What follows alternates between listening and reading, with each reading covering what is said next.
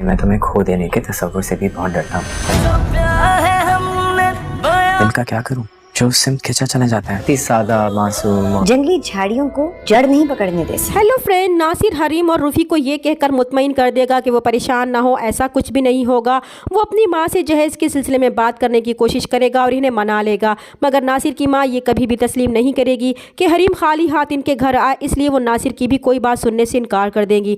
इस तरह नासिर रूफी से किए हुए वादे का पास नहीं रख पाएगा। तो नासिर शादी से सिर्फ 4 दिन पहले घर से रूफी और इसके माँ बाप को निकलता हुआ देखेगा तो जान जाएगा कि हरीम अकेली घर पर होगी, इसलिए वो फ़ौरन घर के अंदर जाएगा और इसे कहेगा कि जो वादा इसने रूफी और इससे किया था इसकी माँ इसके लिए नहीं मान रही और इनकी मर्ज़ी के खिलाफ इन्हें किसी बात पर मनाना इतना आसान नहीं है।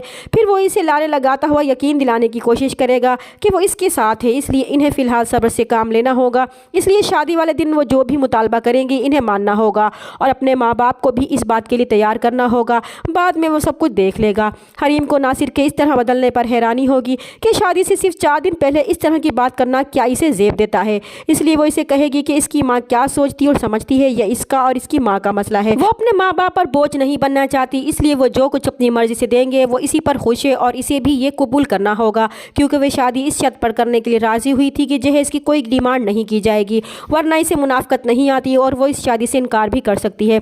मगर नासिर फिर भी उसे यही कहेगा कि इसे किसी चीज़ की ज़रूरत नहीं, वो सिर्फ इससे मोहब्बत करता है, लेकिन इन्हें इसकी माँ की ख्वाहिश का एहतराम करना होगा।